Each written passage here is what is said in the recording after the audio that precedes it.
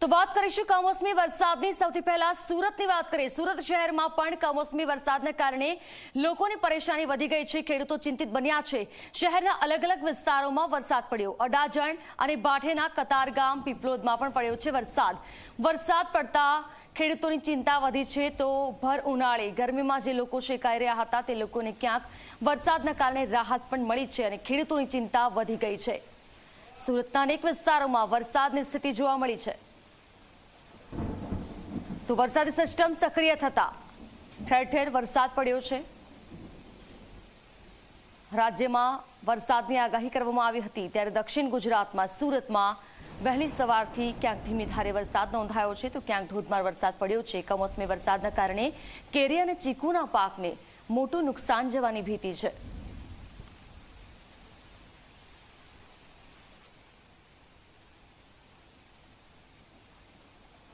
તો સુરતમાં એકાએક વાતાવરણમાં પલટો આવ્યો છે। સુરતના ગ્રામ્ય વિસ્તારોમાં માવઠું પડ્યું છે। ઉમરપાડા અને ઓલપાડ તાલુકાના તમામ ગ્રામ્ય વિસ્તારમાં વરસાદની સ્થિતિ જોવા મળી છે। વરસાદી સિસ્ટમ સક્રિય થતા ધીમી ધારે વરસાદની શરૂઆત થતા ખેડૂતોની ચિંતા વધી છે। પાક બગડવાની ભીતિ ખેડૂતોને સતાવી રહી છે। ગ્રામ્ય વિસ્તારોમાં પણ આ જ પ્રકારની પરિસ્થિતિ છે। સુરત અને આસપાસના ગ્રામ્ય વિસ્તારોમાં વરસાદી માહોલ સર્જાયો છે।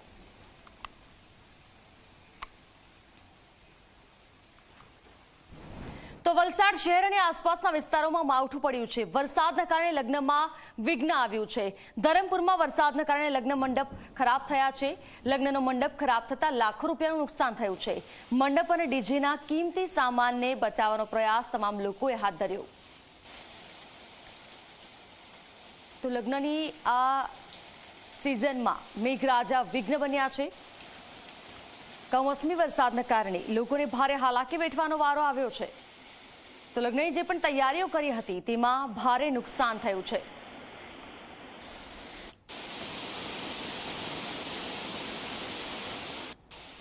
તો આ તરફ નવસારી જિલ્લામાં ભર ઉનાળે વરસાદી માહોલ છવાયો છે। નવસારી બિલીમોરામાં વરસ્યો છે કમોસમી વરસાદ। ગણદેવી તાલુકાના અનેક વિસ્તારોમાં પણ માવઠું પડ્યું છે। વરસાદના કારણે કેરી અને ચીકુના પાકને મોટું નુકસાન જવાનો ડર છે।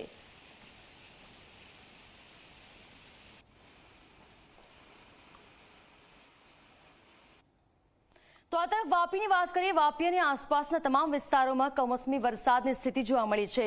એપ્રિલમાં માવઠું આવતા ખેડૂતોની વધી ગઈ ચિંતા। મહત્વનું છે કે બદલાયેલા વાતાવરણ અને વરસાદથી કેરીના પાકને મોટું નુકસાન જવાની શક્યતા છે। વરસાદ આવતા ગરમી અને બફારાથી લોકોને રાહત મળી છે પરંતુ કેરી અને ચીકુના પાકને મોટું નુકસાન થશે। એપ્રિલ પૂરો થવાયો છતાં પણ હજુ કેસર કેરી નથી આવી અને વરસાદ પડતા તેમાં વધારે નુકસાન જશે।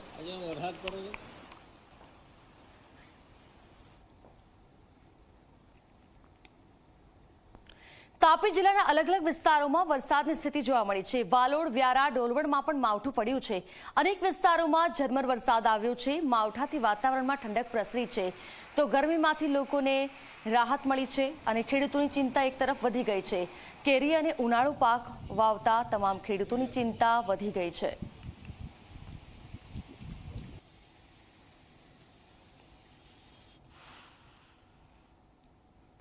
દાહોદ શહેર અને આસપાસના તમામ વિસ્તારોમાં વરસાદ જોવા મળ્યો। વહેલી સવારે વીજળીના કડાકા ભડાકા સાથે ચોમાસા જેમ ભર ઉનાળે વરસાદની સ્થિતિ સર્જાઈ। ભારે ગરમી બાદ વરસાદથી વાતાવરણમાં પ્રસરી છે ઠંડક। કમોસમી વરસાદને કારણે ખેડૂતોની ચિંતા વધી ગઈ છે તો ગરમીનો સામનો કરતા તમામ લોકોને કમોસમી વરસાદથી ઠંડક મળી છે।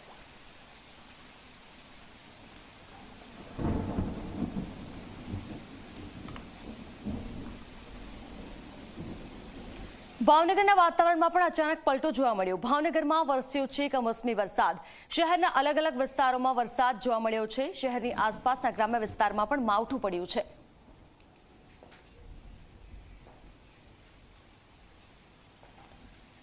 તો રાજ્યમાં અલગ અલગ વિસ્તારોમાં વરસાદ જોવા મળ્યો છે। વરસાદી સિસ્ટમ સક્રિય થતા વાતાવરણમાં પલટો આવ્યો છે। ભર ઉનાળે ચોમાસા જેવો ઘાટ સર્જાયો છે તો ભર ઉનાળે ગરમીથી લોકોને ક્યાંક વરસાદથી રાહત મળી છે અને ખેડૂતોની ચિંતા કમોસમી વરસાદના કારણે વધી ગઈ છે।